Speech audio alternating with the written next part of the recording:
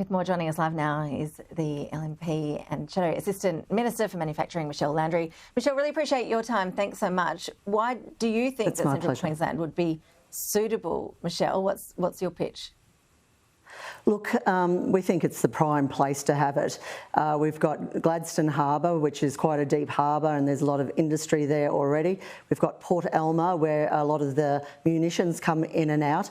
And then just a bit further up the road, past Rockhampton, we've got Shellwater Bay, which is the largest training facility in the Southern Hemisphere. So we've been having a lot of chats with the mayors in the area, and we all want more military facilities there. And we just think that, you know, we're here down in New South Wales. Some of the Labor and the unions don't want the submarines down there. Well, we would welcome them up in Central Queensland.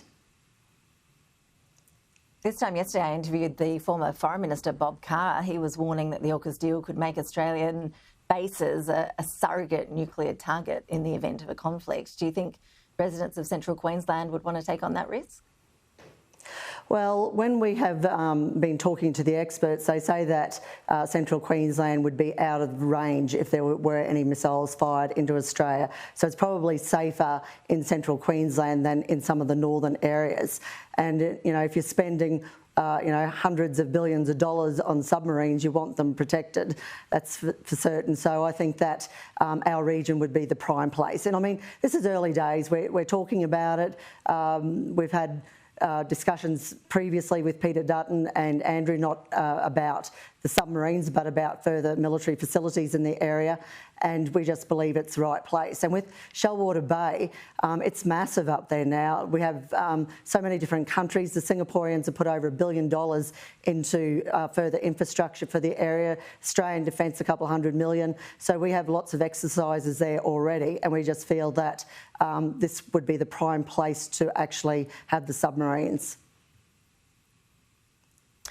I do want to ask you about the top issue here of the day. We've just heard from the Prime Minister Anthony Albanese. We've finally had the wording of the questions surrounding the voice, the referendum, laid out to us, with a lot of the mechanics, the workings of this laid out in detail as well. I know that you've made it clear that you will be personally voting against the voice. Did you listen to that news conference with the Prime Minister earlier and start to wonder if you might be on the wrong side of history here? It was a pretty powerful, persuasive performance. Oh, look, I listened to part of it, but I'm still will be voting no. And, you know, that's all very well having a powerful media performance. But, you know, the people in these areas are just in dire straits. And I was questioned about this up in Central Queensland recently. And, you know, people were just outraged by the whole thing. We've done a survey recently, over 60% of people in my electorate are voting no against it. And as I keep on saying, when I was this Assistant Minister in the last government, and we did a lot of trips up to the Northern Territory, you know, the poverty, the sexual assaults, the kids out in the streets because they've got nowhere else to go, that they feel it's safer with breaking and entering and smoking and, you know, sniffing glue and all the rest of it. I just think it's appalling, and I just don't believe in the voice. I think that we've got elected representatives here in the Parliament, and I just think it's going to cause more problems. You know, we see up in Central Queensland at the Bravas mine site that there's been an Indigenous group that's been camped there for over 18 months, and they've actually been making threats to the workers there. Indigenous workers pulled one out of the car, been threatening them with spears, and I've had the same thing done to myself at a smoking ceremony. My staff and myself were threatened with spears and told to get off their land. So I just think that this is just going to cause more problems. I think that we need to work together, but I don't believe that the voice is the way to do it. What's your expectation as to where Peter Dutton will be landing on this? Oh, well, that's up to Peter Dutton to decide, and the Liberal Party, the National Party, has made it very clear where we stand. You said that when you're speaking to voters in Central Queensland that they're outraged by this concept. What is it that's so offensive about it? What are people saying to you about why they would be outraged?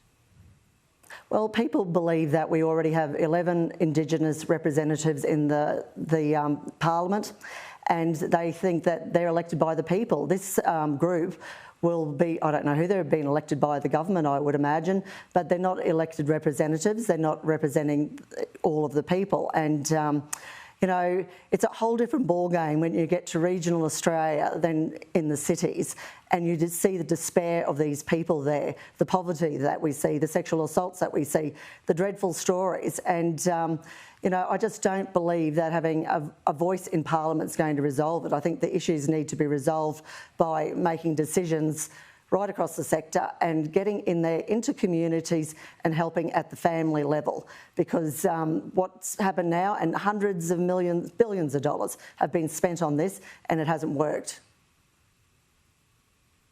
Michelle Landry, really appreciate you joining us with your insights and views. Thank you for that. And we will be hearing more from the Nationals on that issue very shortly in a news conference as well. And waiting to hear from the opposition leader, Peter Dutton, to respond to that news conference earlier too. So plenty more coming up on that issue. Michelle, appreciate your time. Thanks a lot. My pleasure. Thank you. Thank you.